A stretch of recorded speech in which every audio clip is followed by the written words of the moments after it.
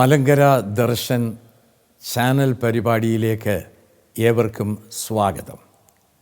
Malankara Darshan channel പരിപാടിയുടെ ഭാഗമായ ഇടയ ദർശനം എന്നുള്ള ഇന്നത്തെ ഈ പരിപാടിക്ക് നേതൃത്വം നൽകുവാൻ തക്കവണ്ണം നമ്മോടൊപ്പം എത്തിയിരിക്കുന്ന മലങ്കര മാർത്തോമ സഭയുടെ പരമാധ്യക്ഷനായിരിക്കുന്ന 22ാമത്തെ മാർത്തോമ മെത്രാപ്പോലിത്തായിരിക്കുന്ന ഡോക്ടർ തിയഡോഷ്യസ് മാർത്തോമ മെത്രാപ്പോലിത്തായെ വളരെ സന്തോഷത്തോടും സ്നേഹത്തോടും കൂടെ സ്വാഗതം ചെയ്യുന്നു.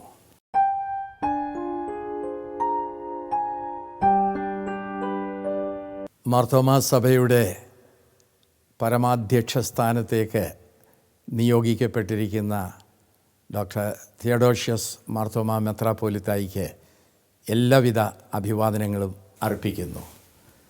ദൈവം നിയോഗിച്ചിരിക്കുന്ന ഈ ഒരു പദവി ദൈവത്തോടുകൂടെ ഉപയോഗിപ്പാൻ തക്കവണ്ണം ദൈവം അധികമായി കൃപ നൽകട്ടെ എന്ന് പ്രാർത്ഥിക്കുകയും ആശംസിക്കുകയും ചെയ്യുന്നു. Thank you. തിരുമേനി, ഇന്ന് ക്രിസ്തീയ സഭകൾ അതിൻ്റെ സാക്ഷ്യം നഷ്ടപ്പെട്ടുകൊണ്ടിരിക്കുന്ന ഒരു കാലഘട്ടം ആണിത്. ഒരു കാലത്ത് ക്രിസ്തീയ സഭകൾ സമൂഹത്തിന് നല്ല മാർഗനിർദ്ദേശം നൽകി പ്രവർത്തിച്ചിരുന്നു. എന്നാൽ ഇന്ന് പല മേഖലകളിലും സഭയുടെ സാക്ഷ്യം നഷ്ടപ്പെട്ടുകൊണ്ടിരിക്കുകയാണ്. പാശ്ചാത്യ നാട്ടിൽ ക്രിസ്തീയ സഭകൾ വളരെ അനുഗ്രഹീതമായ നേതൃത്വം ഒരു കാലത്ത് നൽകിയിരുന്നു. എന്നാൽ ഇന്ന് ആ ക്രിസ്തീയ സഭകളുടെ പ്രസക്തി അവിടെയൊക്കെ പലപ്പോഴും നഷ്ടപ്പെട്ടുകൊണ്ടിരിക്കുകയാണ്. അങ്ങനെ ഈ കേരളത്തിലെ ക്രൈസ്തവ സഭയുടെ പ്രസക്തി നഷ്ടപ്പെടും എന്നൊരു ഭയം തിരുമേനിക്കുണ്ടോ? മൂല്യച്യുതിയിൽ അകപ്പെട്ടിരിക്കുന്ന ഒരു സഭയായിട്ടാണോ ഇപ്പോൾ നമ്മുടെ സഭയെ കാണുന്നത്? അങ്ങനെയാണെന്ന് വരികിൽ നമുക്ക് ഈ ഒരു മേഖലയിൽ സഭയായിട്ട് എന്ത് ചെയ്യാൻ സാധിക്കുമെന്നാണ് തിരുമേനിയുടെ ഒരു അഭിപ്രായം? കേട്ടാൽ കൊള്ളാം, പറഞ്ഞാൽ. എല്ലാവർക്കും സ്നേഹവന്ദനം. നല്ല ഒരു വിഷയവും നല്ലൊരു ചോദ്യവുമാണ് ഇപ്പോൾ ഉന്നയിച്ചത്. ജലാശയം കെട്ടിക്കിടന്നാൽ അത് ചത്തതായിട്ട് തീരും. ഈ പ്രകൃതിയിൽ നാം കാണുന്ന പാഠങ്ങൾ എല്ലായ്പ്പോഴും നമുക്ക് മാർഗദർശനം നൽകേണ്ടതായിട്ടുള്ള ആവശ്യകതയുണ്ട്. ഒരു മരത്തിൽ നിന്ന് ഇല കൊഴിയുന്നത് കാണാനായിട്ടിടയാകും. എന്നാൽ ആ മരത്തിൽ തന്നെ പുതിയ തളിരുകൾ വന്ന് ആ മരം വളരുന്നു എന്നതും പിന്നീട് അത് പൂക്കുകയും കായ്ക്കുകയും ചെയ്യുന്നതും എല്ലാം കാണുന്നതിനായിട്ടിടയാകും. ഇത് പ്രകൃതി നമ്മെ പഠിപ്പിക്കുന്ന ഒരു പാഠമാണ്. ഒരു സഭയെ സംബന്ധിച്ചും അപ്രകാരം തന്നെയാകുന്നു. വ്യതിയാനങ്ങൾക്ക് സഭ തുറക്കപ്പെടുന്നില്ല എന്ന് വരികിൽ അത് നിർജ്ജീവമായിട്ട് പോകും. സഭയാകുന്നത് അത് ഓരോ നിമിഷവും ഓരോ ദിവസവും പുതുതായിക്കൊണ്ടിരിക്കുന്നതിലൂടെയാണ്. Church becoming, being and becoming, ഈ രണ്ടും സഭയെ സംബന്ധിച്ച് പ്രാധാന്യമർഹിക്കുന്നതായുള്ള ഒന്നാണ്. ഒരു നാളെ പാശ്ചാത്യ നാട്ടിൽ സഭ വളരെ സജീവമായിരുന്നു എന്നത് സൂചിപ്പിക്കുകയുണ്ടായല്ലോ.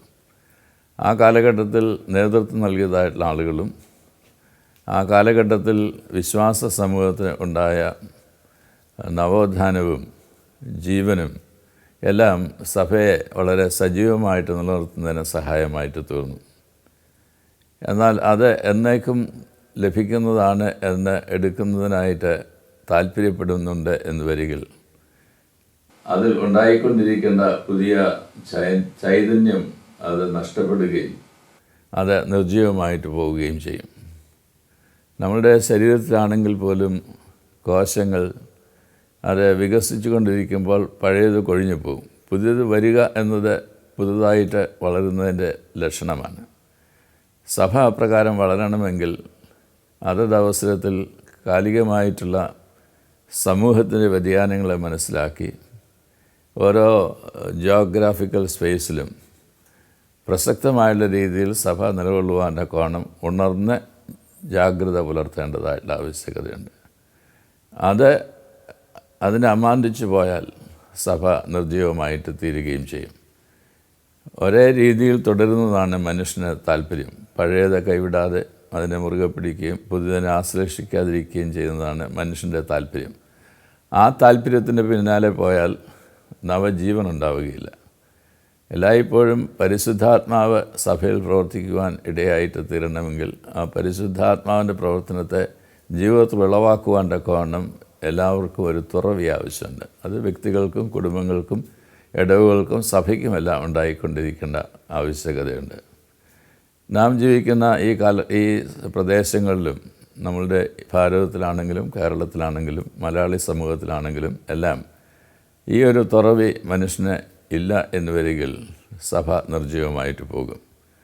വളരെ ദ്രുതഗതിയിൽ മാറ്റങ്ങൾ സംഭവിച്ചുകൊണ്ടിരിക്കുന്ന ഒരു കാലഘട്ടത്തിലാണ് നമ്മളെല്ലാം ജീവിക്കുന്നത്.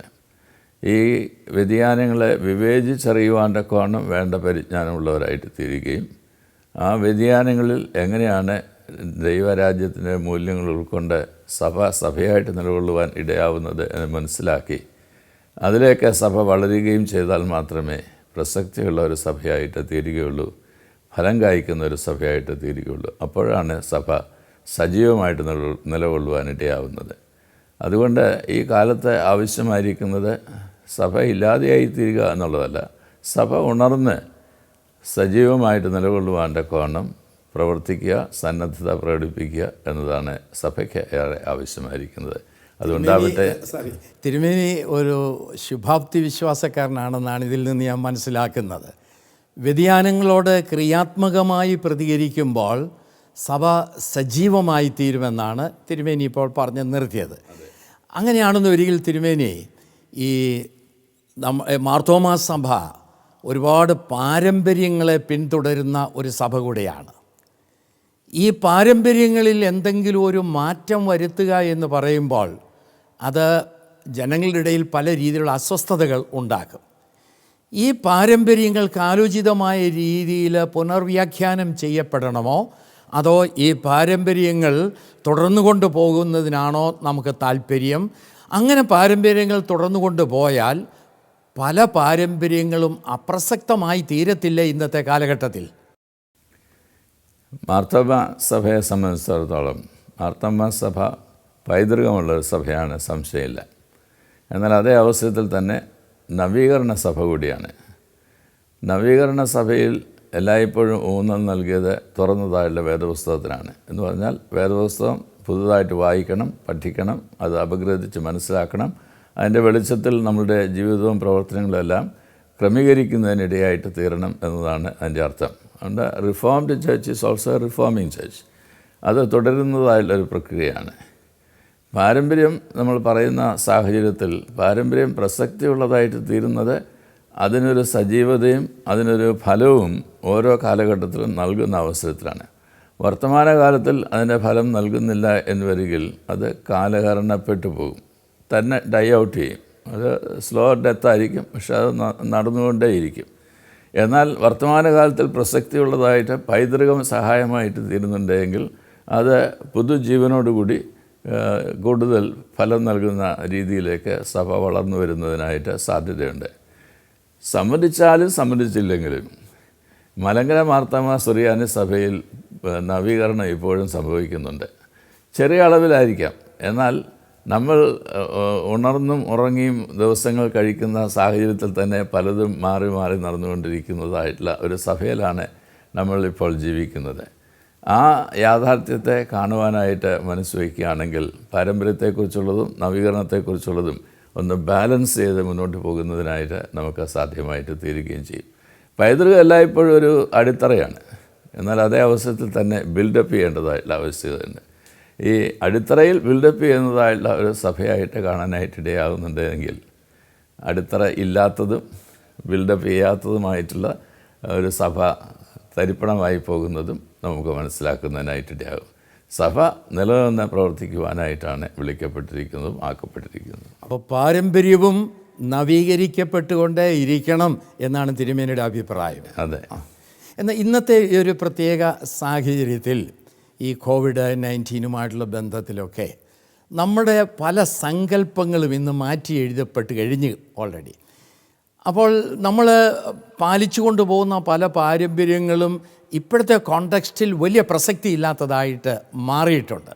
ആ ഒരു പശ്ചാത്തലത്തിലാണല്ലോ തിരുമേനി പലപ്പോഴും പറയാറുള്ളൊരു സംഗതി ഉണ്ടല്ലോ, ന്യൂ നോർമൽ എന്നുള്ള പദം കൊണ്ട് തിരുമേനി വിവക്ഷിക്കുന്നത്. ആ ന്യൂ നോർമൽ എന്ന് പറയുന്ന ആ ഒരു കോൺസെപ്റ്റ് തിരുമേനി കുറച്ചുകൂടി ഒന്ന് വ്യക്തമാക്കി തരാമോ?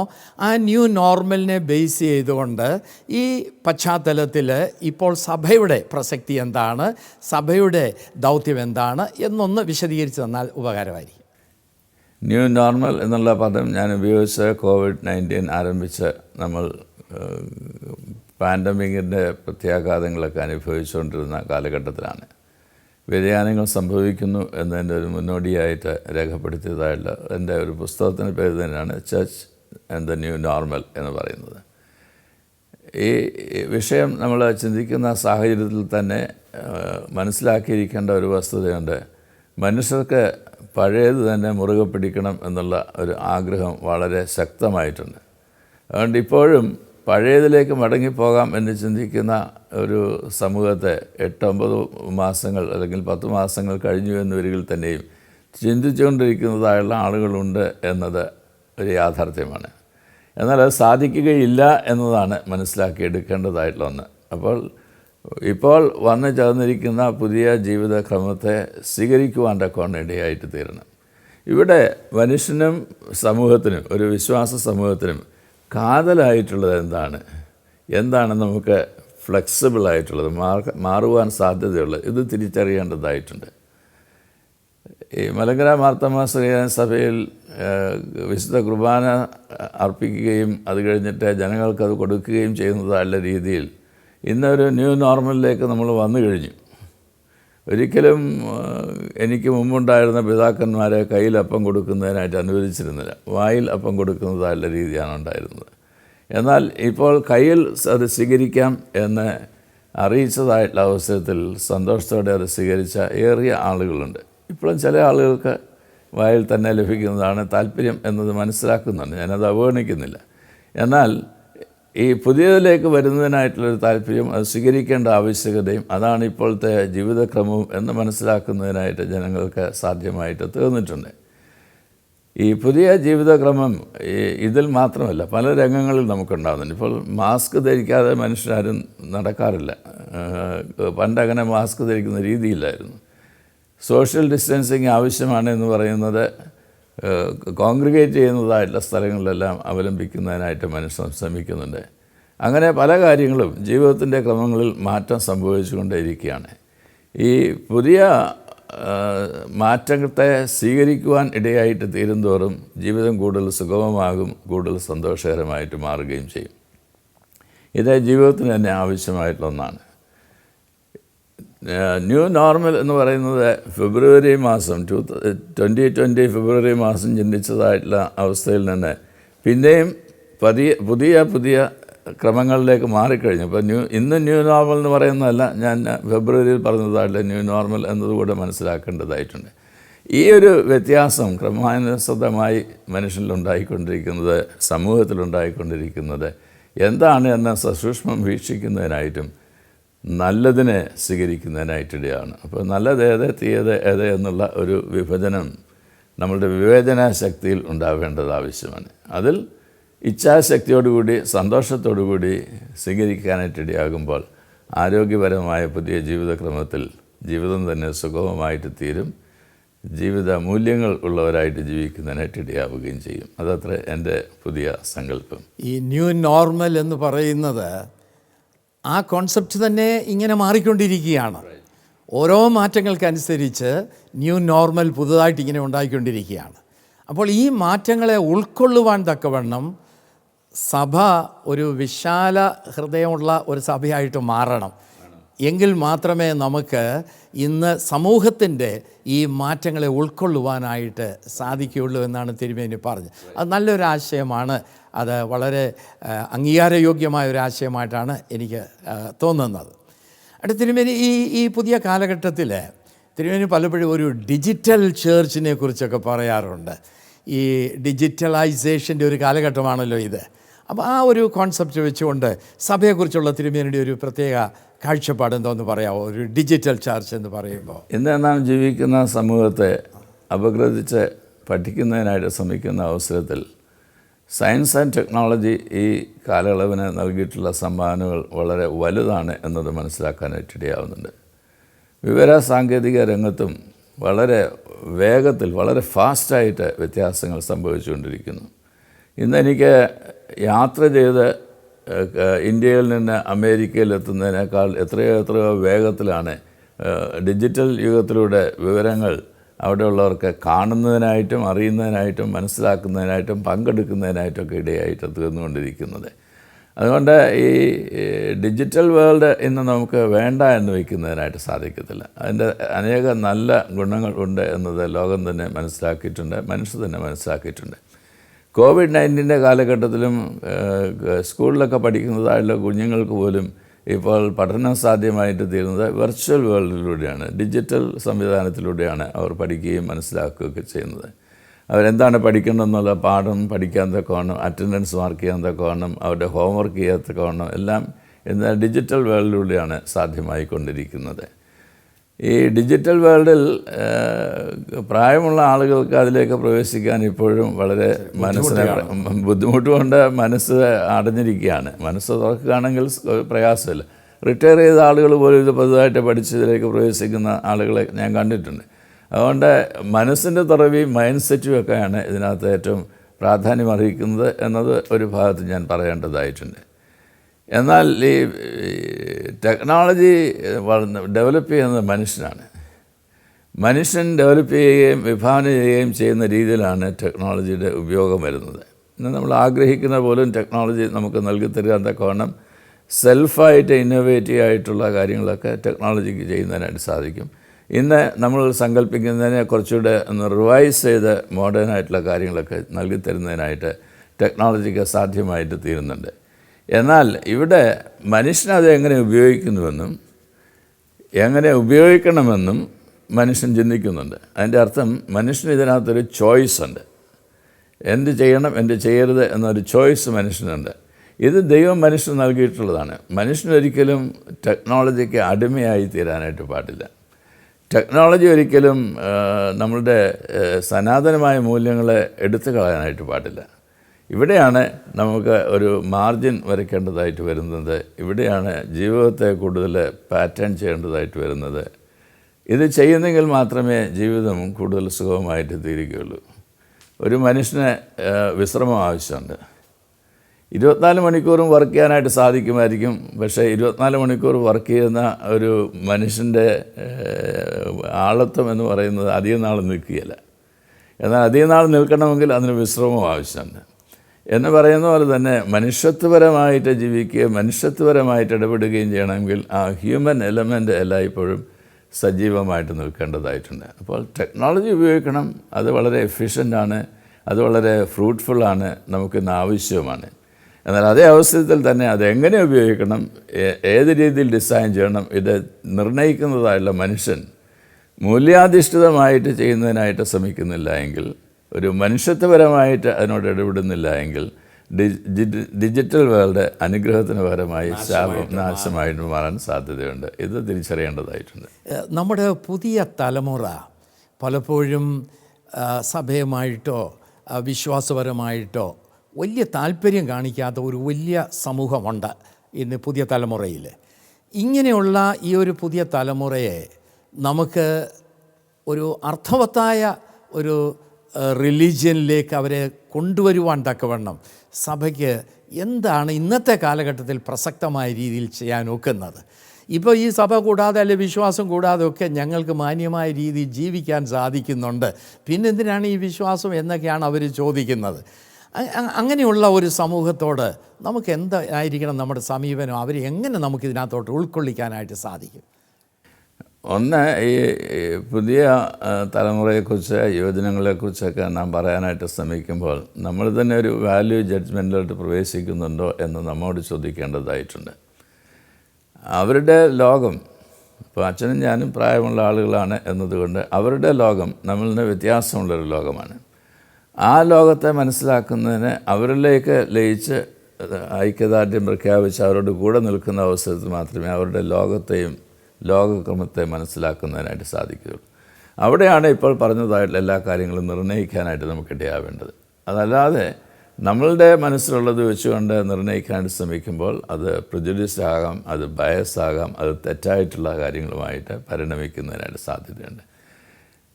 വിശ്വാസമുണ്ടോ ഇല്ലയോ എന്ന് ചോദിച്ചാൽ എങ്ങനെയാണ് അളക്കുന്നത്? പ്രത്യാശയുണ്ടോ ഇല്ലയോ എന്ന് ചോദിച്ചാൽ എങ്ങനെയാണ് അളക്കാനായിട്ട് സാധിക്കുന്നത്? ഓരോരുത്തരുടെയും ആളത്വത്തിൽ അതിൻ്റെ പ്രകാശനം വിവിധ രീതിയിലായിരിക്കും. ആ വിവിധ രീതിയിലുള്ളതിനെ ഉൾക്കൊള്ളാനായിട്ട് നമുക്ക് ഇടയായിട്ട് തരണം. തീർച്ചയായിട്ടും തെറ്റാണെന്ന് പറയാനായിട്ടുള്ള ധാർമ്മിക ഉത്തരവാദിത്വം നമുക്കുണ്ട്. എന്നാൽ തെറ്റാണ് എന്ന് പറയുമ്പോൾ അത് തെറ്റ് തന്നെയാണോ എന്നത് നോക്കാനായിട്ടുള്ള ഒരു ഉത്തരവാദിത്വം നമുക്കുണ്ട്. അപ്പോൾ ആ ഒരു നിലയിൽ വേണം ഈ പുതിയ തലമുറയെക്കുറിച്ചോ യുവജനങ്ങളെക്കുറിച്ചോ യുവലോകത്തെക്കുറിച്ചോ ഒക്കെ നമ്മൾ പറയുന്നതിനായിട്ട് ശ്രമിക്കേണ്ടത്.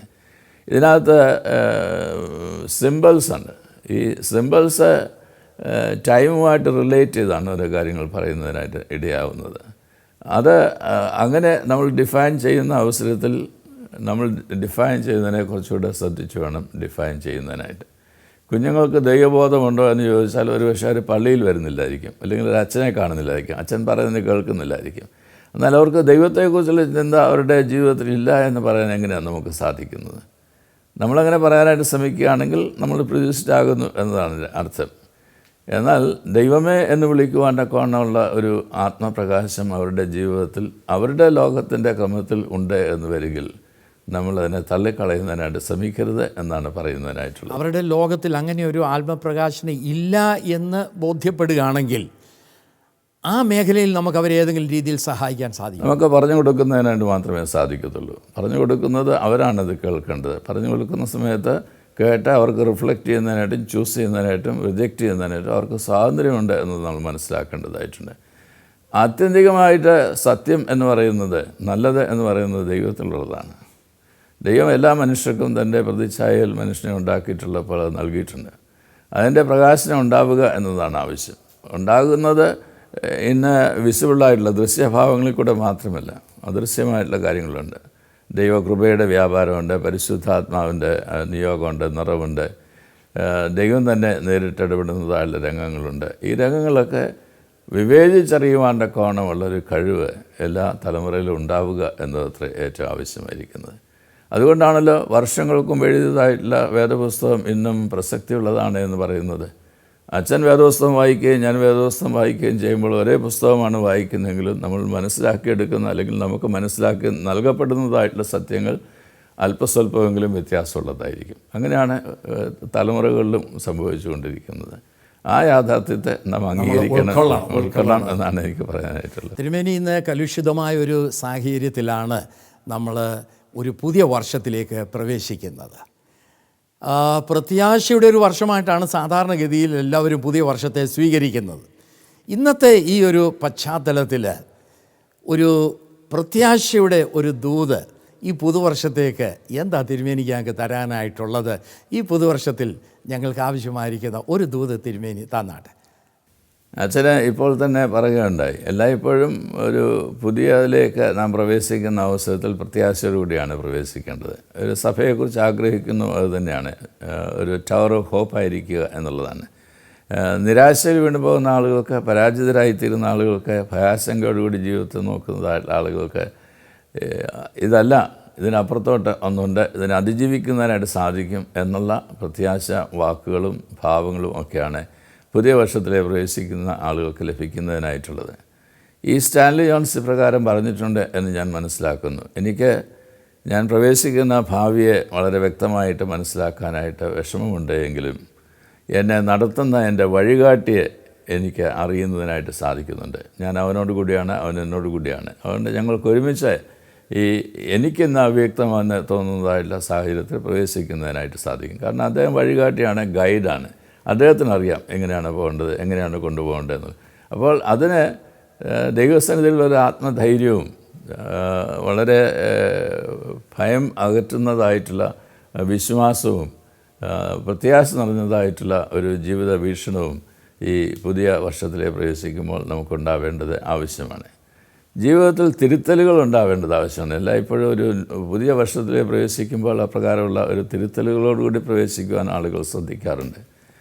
ജീവിതത്തെ തന്നെ ഒന്ന് വീക്ഷിക്കുന്നു എന്നുള്ളതാണ്. ആ തിരുത്തലുകൾ ആവശ്യമാണ്. ഇന്ന് നമ്മെ എല്ലാം ദുഃഖിപ്പിക്കുന്നതായുള്ളൊരു സംഗതിയാണ് പാലക്കാട് നടന്നതായുള്ള ദമ്പതികളുടെ ഭർത്താവിനെ വെട്ടിക്കൊന്നതായിട്ടുള്ള ഒരു സംഭവം. ഈ സംഭവത്തിൽ ഒരു മനുഷ്യൻ അവരെ വിവാഹിതരായി ജീവിക്കുന്നതിനായിട്ട് ആഗ്രഹിച്ചപ്പോൾ ജാതിയുടെ പേരിലാണ് അറുംകൊല നടന്നത്. ഇന്നും അങ്ങനെയുള്ള ചിന്തകൾ മനുഷ്യൻ നിലകൊള്ളുന്നു എന്ന് പറയുമ്പോൾ നമുക്ക് നൽകുന്ന ഒരു പാഠം, ശരിയായ വിധം സത്യത്തെ ഉൾക്കൊള്ളുന്നതിനായിട്ട് സാധിക്കുന്നില്ലെങ്കിൽ നമുക്ക് മാത്രമല്ല മറ്റുള്ളവർക്കും നാശം വിതയ്ക്കുന്നതായിട്ടുള്ള പ്രവർത്തനത്തിലേക്ക് നാം വീഴും എന്നതാണ്. അവിടെയാണ് ശുഭാപ്തി വിശ്വാസം ഉണ്ടാകേണ്ടത്. ഇതിനേക്കാൾ മെച്ചമായിട്ടുള്ളൊരു ജീവിതത്തിലേക്ക്, ഇതിനേക്കാൾ മെച്ചമായിട്ടുള്ള ജീവിതക്രമത്തിലേക്ക് ഒക്കെ എനിക്ക് ജീവിക്കുന്നതിനായിട്ട് കഴിയും എന്നുള്ള ഒരു ആത്മവിശ്വാസം ജീവിതത്തിൽ ഉളവാകുന്ന അവസരത്തിൽ ശുഭാപ്തിയോടുകൂടി തന്നെ മുന്നോട്ട് കണ്ട് ജീവിക്കുന്നതിനായിട്ടിടയായിട്ട് തീരും. ഈ പ്രകാശം നിറഞ്ഞതായിട്ടുള്ള ജീവിതക്രമത്തിലേക്ക് കടക്കുവാൻ COVID-19 കാലഘട്ടത്തിൽ നിന്ന് 2021 നമുക്ക് സഹായമായി തീരട്ടെ എന്നത് ഞാൻ ആഗ്രഹിക്കുന്നു, അത് ആശംസിക്കുന്നു. എല്ലാവർക്കും പുതിയ വർഷത്തിൻ്റെ ആശംസകൾ ഞാൻ നേരുകയും ചെയ്യുന്നു. പ്രത്യാശയോടുകൂടെ പുതുവർഷത്തിലേക്ക് പ്രവേശിപ്പാൻ തിരുമേനിയുടെ ഈ വാക്കുകൾ വളരെ പ്രചോദനം നൽകുന്നതാണ്. ദൈവ കൃപയിൽ ആശ്രയിച്ചുകൊണ്ട് നമുക്ക് പുതിയ വർഷത്തിലേക്ക് പ്രവേശിക്കാം. ദൈവം നമ്മളെല്ലാം അനുഗ്രഹിക്കട്ടെ. തിരുമനസ് ഞങ്ങളോടൊപ്പം വന്ന് ഇത്രയും സമയം ചെലവഴിച്ചതിൽ വളരെയധികം നന്ദിയുണ്ട്. ദൈവം അനുഗ്രഹിക്കട്ടെ. Thank you. God bless.